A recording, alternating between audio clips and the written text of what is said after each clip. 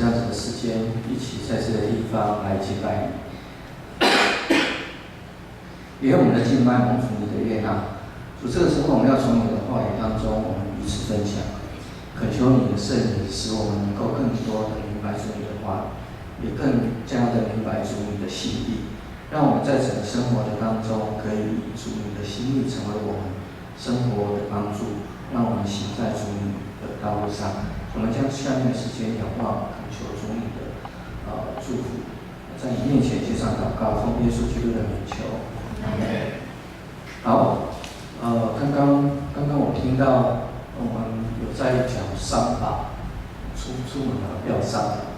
可是最近我听到的是5件事情，就是伸手要钱花，伸手要钱花，哪5件事情？当你出门的时候，你记得要伸手要钱花。第一个伸是身份证，第2个是手机，第3个是钥匙，第4个是钱包，第5个是什么？伸手要钱花，第5个是什么？猜猜看。因为你们都还年轻，所以你们感受不到那个重要性。第5个就是老花眼镜。好，这个。大概你如果有到脸书上的话，大概渐渐的就会看到方爱顺子里面，他就抄了这一段伸手要钱花。我相信在我们的生活当中，手机真的是离不开我们。那今天是大众传播主日，受派来到我们教会来请安报告。其实也大众传播就是跟我们生活上面这一些事情息息相关。我已经开始在学习一件事情，就是像比较我们是属于年轻人的聚会的时候，我已经不建议大家把手机拿起来，因为我知道很多人手机拿起来不是在看方爱顺子，不是在看脸书。脸书的台语怎么讲？我先问一下大家。脸书的台语怎么讲？没有想过。脸台语怎么讲？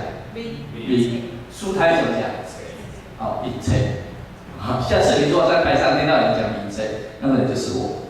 好，那我们在这个生活当中，我们其实跟传播是离不开的。如果我们当中，其实我相信很多人现在越来越了解这种传播，因为我发现从小学开始就要做很多的 PPT， 很多的报告是跟我们用手机摄影然后做报告有关的，所以我想传播这件事情对我们来讲不容易了解的事情。我们了解传播事工是一个很吃力的工作，但是要做得好的话，它可以发挥很大的作用。不过在教会来说，我们在传播的事工上面比较容易受到一种自我限制。什么样的自我限制？因为我们都是好管家。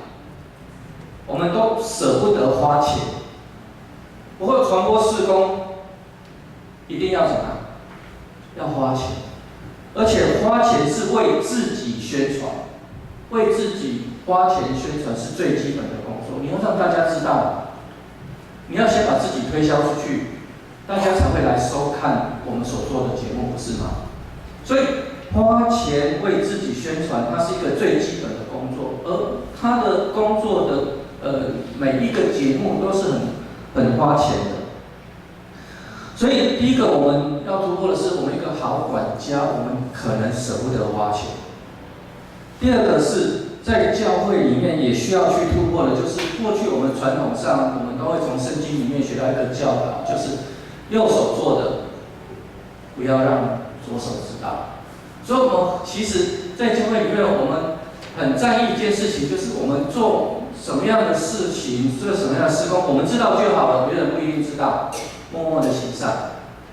但是传播的工作不是这样，传播的工作要让人家知道，要让人家知道说，我们在做什么，人家才会来支持我们，人家才了解我们的理念，人家才知道我们做什么，他才愿意去支持我们要做的工作。所以有时候我们必须要把这一些的功课去做好，怎么样让弟兄姐妹了解，也知道说，传播虽然是一件花钱的工作，但是它要帮助我们把福音传到这个世界上面，让更多的人来了解福音。这是一个，如果传播有传播的神学的话，是传播神学，它需要去做的一个很重要的功课。传播其实一直在我们身边。我们常常讲的口耳相传就是一种传播。我们说这个是小众媒体。我跟你讲，不要跟别人讲。然后他说，我跟你讲有一个人跟我讲，但是你不要跟人家讲到最后大家都知道，这是一种传播啊，不是吗？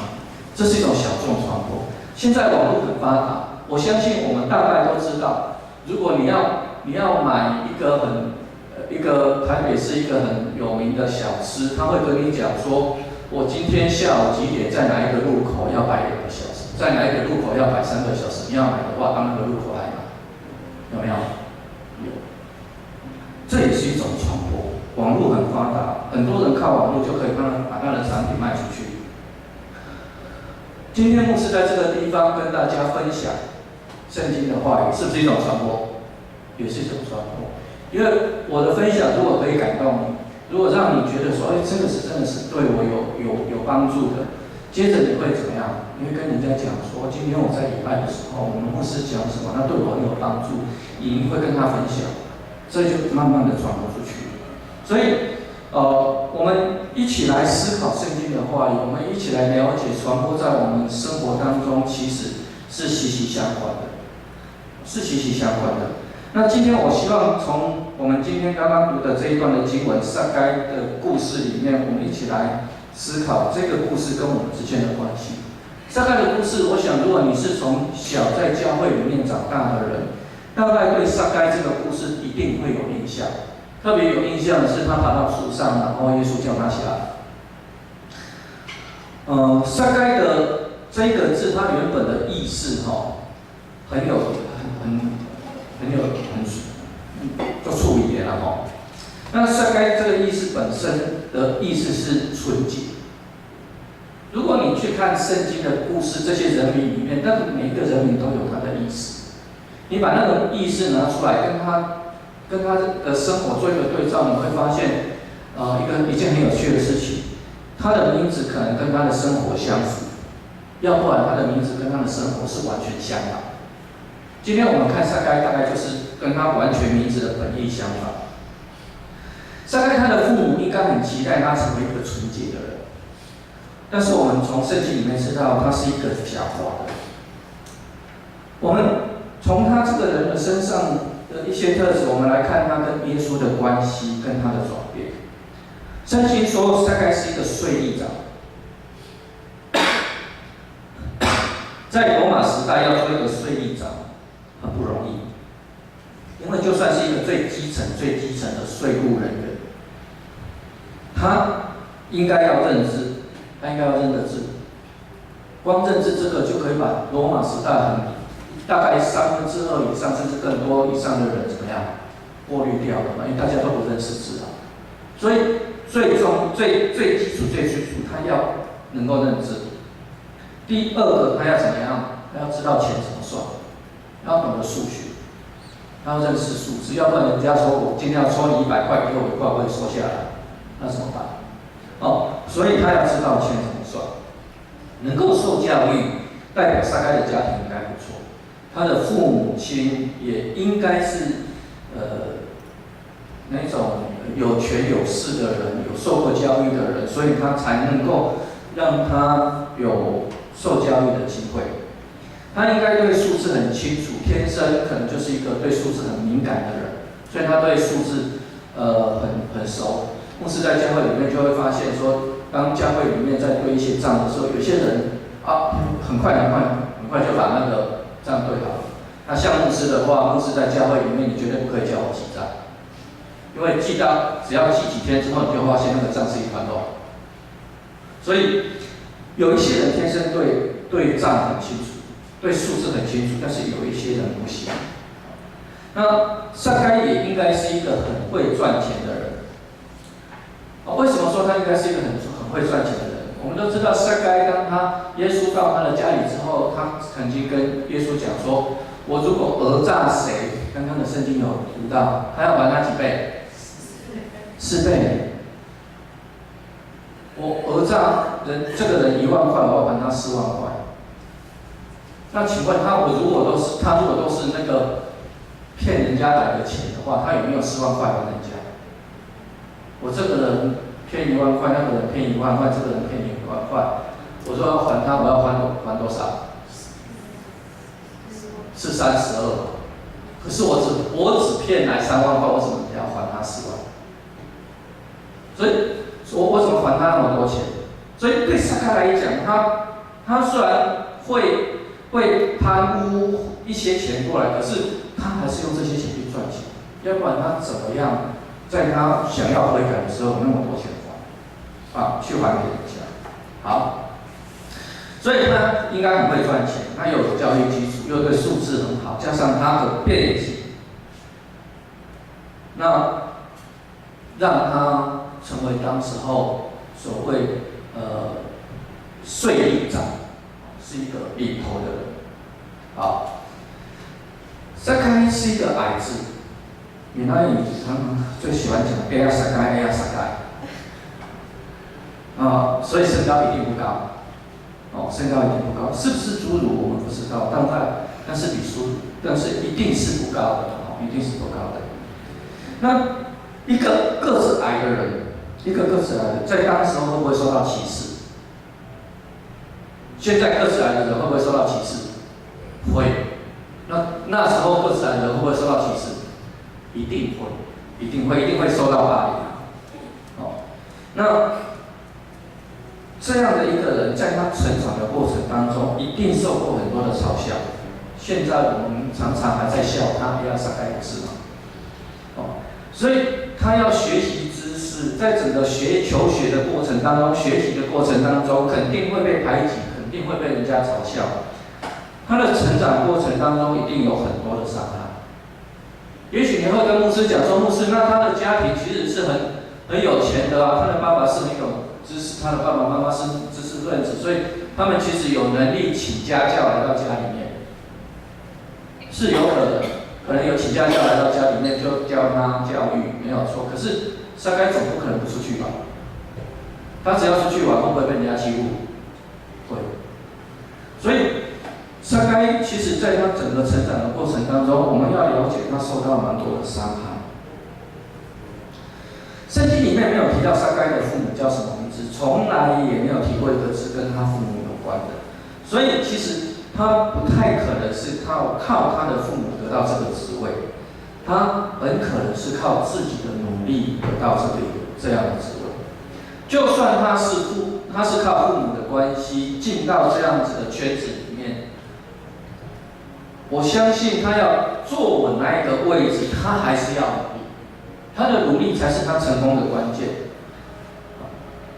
因为他如果不努力的话，他的位置很快就会被人家取代掉。这个位置是一个肥缺呢。我们知道，只要是肥缺，就很多人盯着，不是吗？他可能会贪污，这是他自己讲的。那他很会贪污，我觉得跟他的过去的成长背景应该有关系。因为我常常会觉得说，这样子的行动是一种报复的行动，报复过去那一些歧视他的人。过去你欺负我，过去你歧视我，过去你不让我好过，那好，我现在有权有势了。我现在说我要抽你多少税，你就要给我多少税了，怎么样？我当然可以欺负回来，我当然可以报复回来，不是吗？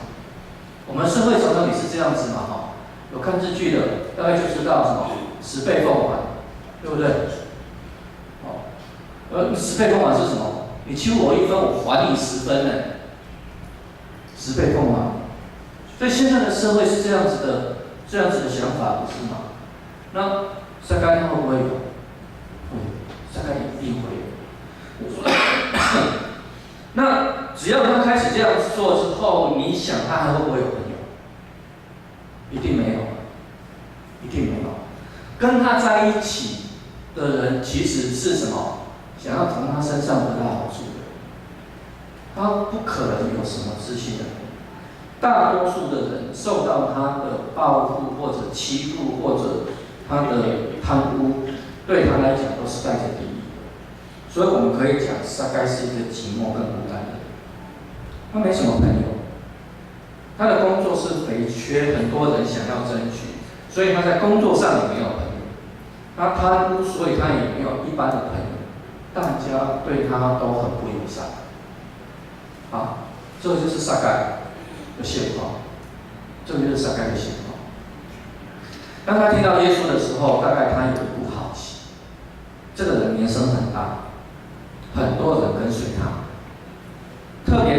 特别是跟在他旁边的人有各式各样的人，有男的，有女的，有老的，有小的，甚至在这一群人里面有很多人跟撒该一样，是被以色列的犹太人的法律当成是什么罪人的人。犹太人的法律当成是罪人的人，不是说他犯了什么罪哦，是在宗教上面的罪。他们没有办法去做礼拜的人就是罪人，就不能得救。所以千万不要不来做礼拜，因为你不来做礼拜就是罪人。那怎么办？我这一个礼拜真的不能来做礼拜啊！我生病啊，躺在床上，你叫我怎么来做礼拜？那你就是罪人，不是吗？那罪人能不能得救？不能得救，我要怎么办？怎么办？天堂就离我很远了，是不是？来不了，上不了天堂。你就要什么？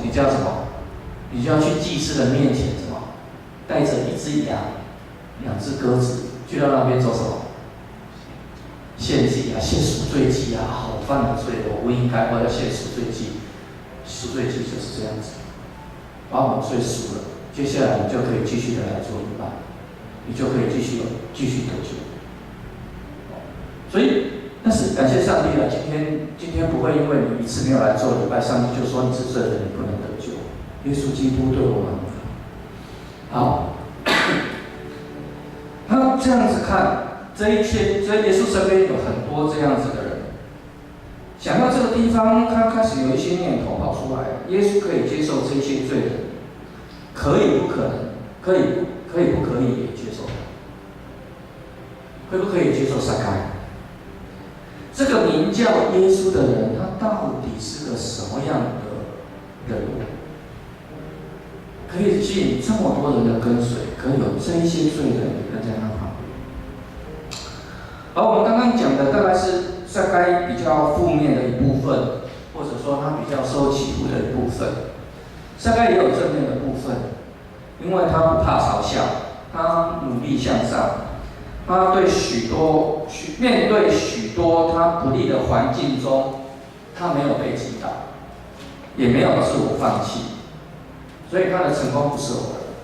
很多时候我们会发现，其实，在我们自己在处的现在的环境里面，我们面对一些困难的挑战的时候，我们会不会自我放弃？有时候会，但是撒该没有，撒该一直很坚强的在他生活当中去面对这些事情。我们对撒该是税吏这样子的角色，大概多多少少有一点不友善。我不晓得我们面对这个我们国税局的人员，我每天5月要到了，要报税了。我们当中大概有一些人也要报税了。那要报税的时候，就心里不太舒服。为什么要把这些钱交出去？那甚至这一些税务人员，他还是四处去稽查，看看有没有谁怎么样报税没有报完全的。有时候我们可以退税比较高兴一点，可是叫我们又要补税的时候，心里又更不舒服。我印象很深哦，就是我大专的时候有一个学妹啊，我们在团契聚会之后，因为我们刚好是同一个路线，所以我们就一起坐公车回家。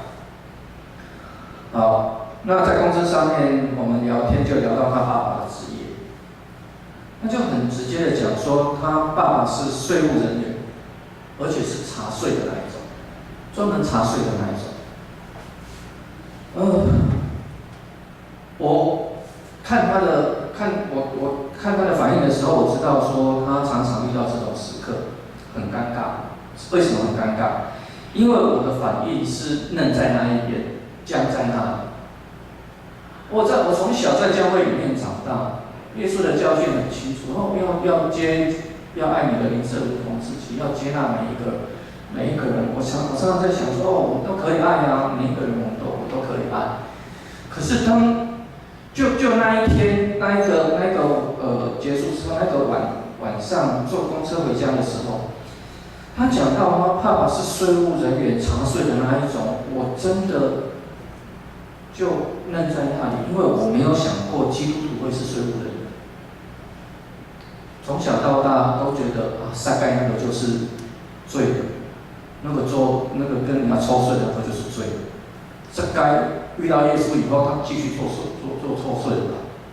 那大概没有，他只是抽的比较公正一点，那是他的工作。所以我从那个时候才知道说，我们在讲要爱每一个人的时候，往往只是我们的知识知道说我们应该这样做，常常是我们的知识告诉我们要这样做，然后我们就以为我有这样做。那一件事情让我非常的印象非常的深刻，因为那时候我就知道我没有办法爱每一个人，我没有办法爱，因为他是跟我同团契的人，他是我的随命。当我听到他爸爸的旨意的时候，我竟然会愣在那一边。好，他很习惯，感谢上帝，至少他很习惯，所以他没有去在意我的反应。那很自然的，我们就把这个话题又从他爸爸的身上移到团契的事工或者其他的事情上面。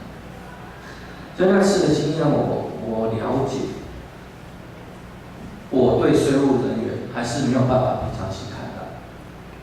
所以当我面对撒该的时候，我大概也是那个骂撒该的，或者是对撒该不友善。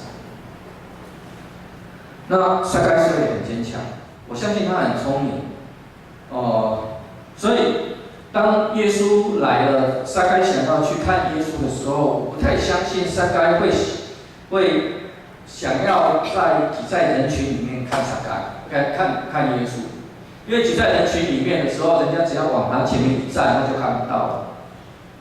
那想要把他挡住的人大概很多，然后他挤在人群里面。那一些被他抽过重税的人，被他贪污过的人，大概心里很不舒服的人，就会给他打个几拳。撒该在里面很快就一起远走，所以我相信他不会往人群中挤。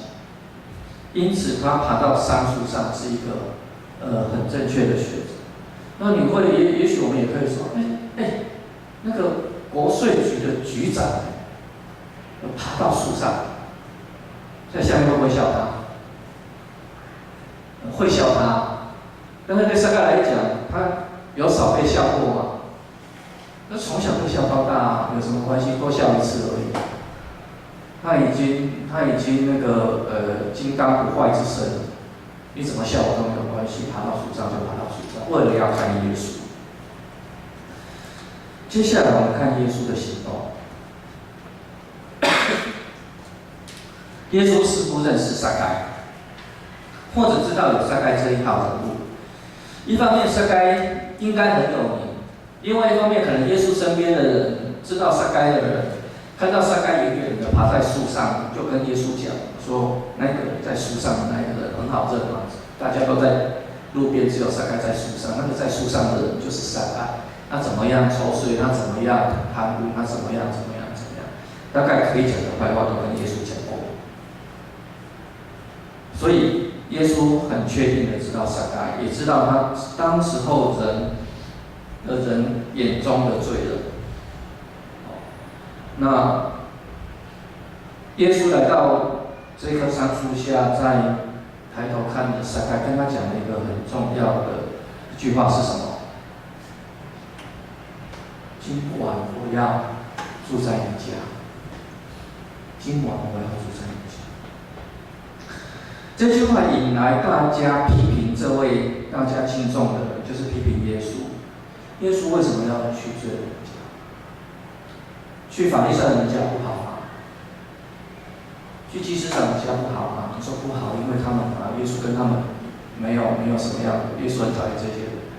那还有其他的人啊，还有其他耶稣的学生的朋友啊，跟随耶稣人的朋友啊、亲人啊，当地的政要啊，那么多人，耶稣都可以去啊，为什么耶稣要去这个罪人的家？不过耶稣不以为意，耶稣常常做类似这样的事情。比如说，耶稣跟撒玛利亚的妇人讲话，犹太人是不跟撒玛利亚的妇人讲话的。耶稣去摸麻风病人，麻风病人摸到了就不解气，你就要在村庄外面等到太阳下山，然后赶快把身体洗一洗，手洗一洗，你才可以解气，才可以回到村庄里面。耶稣甚至让妓女洗他的脚。耶稣自己也在安息日的时候治病，也跟他的那个学生在那边那个搓那个麦穗来吃，搓麦穗对他们来讲就是在工作。安息日的时候他们都在工作，所以耶稣其实也没少做过这些事情。耶稣这个接纳的行动，促成了撒该的悔改，然后撒该的行动也做了一个很好的回应跟见证。而我想，我们从撒该的故事里面，我们稍微想一下，稍微做一个整理。撒该是一个成功的人，但是他不是一个受欢迎的人。就我们现在社会的眼光来看，撒该有没有成功？有钱有势，当然成功了。又是国税局的局长，出去到外面，大家都怎么样？都要拍他马屁了，要不然他一不小心得罪他，又课我重税怎么办？所以，一个成功的人，你不一定是受欢迎的人。如果你的方法、你的手段不正当，那么即使你成功，你也只是达到你的目标了。当然，有一些人因为这样就满足了。撒该没有遇到耶稣之前的一段时间就是这样。所以，到底什么样才算是成功？到底什么样才算呢？要看我们自己想要的是什么。赚很多钱是不是成功？是。捐很多钱是不是成功？是。赚很多钱的可能还没有上杂志封面，捐很多钱的人现在上杂志封面了，不是吗？如果在比上杂志封面的话，那捐很多钱的人比赚很多钱的人还要成功。好，我们基督徒怎么样才算成功？有没有办法让人家觉得很羡慕我们的生活，想要跟我们一样，可以吸引他们想要来了解明白这个信仰？当然，有时候我们也会说身体有一些缺陷，个性上有一些缺点，这不代表我们不会成功。撒该就是有缺陷，撒该就是有缺点，所以我们也不要去轻视有缺陷或缺点的人。这个是我们要学习的。就如同我刚刚讲的，我学妹的爸爸的职业对我来讲，我那个时候没有办法去接受。这个是要学习的，这是要学习。撒该他没有放弃他自己，他努力，他赚很多的钱。更重要的是，他很会把握时机。会赚钱的人就会抓住时机嘛。什么时候该投资，什么时候该离场，什么时候可以赚钱，哪一些东西是应该要投资的，哪一些东西已经要赶快离开了，这个已经是黄昏，我们说那个黄昏工业，他们的这一些时机要把握的很好。撒该不只是把握赚钱的时机，他也把握住遇到耶稣的时机。有多少的人遇到耶稣，但是他却没有把握那一个改变一生的机会？感谢上帝，我们接受了耶稣，我们今天来到这个地方。耶稣接纳撒该，耶稣也会接纳我们。也许我们在我们的生命当中，或许有一段时间我们都受人看轻，但是我们要知道，上帝不看轻我们，正如耶稣没有看轻撒该一样。面对撒该，耶稣说：“今天我要到你的家，除非你自己拒绝耶稣。”撒该如果说：“耶稣不要啊，我是一个罪人，你就到其他的义人的家去好，你不要来到我家。”那撒该就失去那样的机会。除非我们自己拒绝耶稣。所以不要轻看自己，我们的能力不管怎么样，只要我们愿意服侍，我们都可以服侍上帝。所以不要轻视自己的能力。撒该如果自惭形象，不敢接受耶稣的邀请，就不会有改变。如果你想要改变，就勇敢地接受耶稣的邀请，将耶稣带回你自己家。如果你想要改变，就勇敢接受耶稣的邀请，请耶稣进到你的心里。万一你觉得好像受到轻视，要用诚恳来得到人的肯定跟敬重。撒该他愿意4倍的钱财还被他讹诈的人。4倍的钱财，如果我们对这个故事熟，也听过牧师讲，大概牧师会跟我们讲说，当时候的法律的规定是，我如果讹诈你，骗你1万块，我还你2万块，这个是法律规定的。可是撒该跟耶稣讲说，我如果骗了谁1万块，我要还他4万块。很诚恳，这是一种诚恳的表现。但是钱多不是重点。圣经没有说你只要还他4万之后，你什么罪都没有，不是这个样子。这个不是我们以前听的那个什么赎罪券，不是。钱多不是重点，重点在于态度，诚恳的态度。这一件事情不是耶稣要求他做的，这一件事情是撒该自己提出来的。重点在他自己提出来，他有那一种诚恳的心，想要弥补他过去的过错。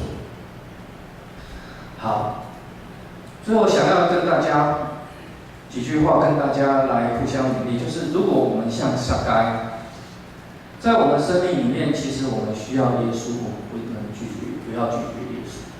很多人在他的生命当中，也许有一段时间觉得说得罪了上帝，觉得说自己好像是不洁净的人，好像是一个罪人。我常常听到教会里面有一些人，他可能刚好做错了一件事情，结果他觉得他没有脸再回到教会，没有脸再回到上帝的面前，结果他就变成从那个时候开始没有在教会，就离开教会。请问撒该有没有犯罪？有，撒该有犯罪。请问耶稣有没有拒绝他？没有。耶稣有没有接纳他？有。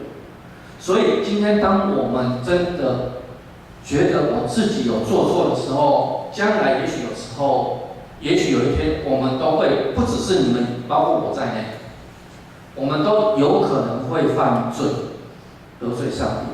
但是请你记住一件事情，上帝仍然接纳，一定要回到上帝的面前，一定要回到上帝的面前，不要离开上帝。好，如果我们觉得我们其实不像撒该，因为撒该其实是一个真的在他过去的那些行为当中是不好的，但是我们还是需要耶稣，我们需要找到一个理由，爬上自己生命当中的那一棵桑树，在那边等待耶稣，把握时间，把握那个时机，让耶稣进到我们的生命。如果我们已经找到耶稣，我相信很多我们弟兄姐妹，我们当中一定有人已经找到耶稣。如果我们已经找到耶稣，我们就不要让耶稣离开我们的生命。也许就像我刚刚讲的，可能有时候会犯错，我们都不完全，但是不要让耶稣离开我们的生命。要像撒该一样紧紧抓住这个机会。我们一起来祷告。天父上帝，我们真的在你面前恳求你的圣灵祝福在我们当中。我们从撒该的身上，我们知道，许多时候我们会无意当中得罪你，因为这样子的罪恶感，也许我们就渐渐的离开你，渐渐的离开教会。但是主，你其实没有要我们离开。主，主你其实是接纳每一个人。恳求主你让我们更清楚明白，在我们的生活当中，我们要与你亲近，我们要紧紧的跟随你。我们知道你要让我们过去所受到的伤害也得到医治。恳求主你的圣灵跟我们每一个人同在，继续的带领保守我们每一个人的生命，让我们要离开主你的道路。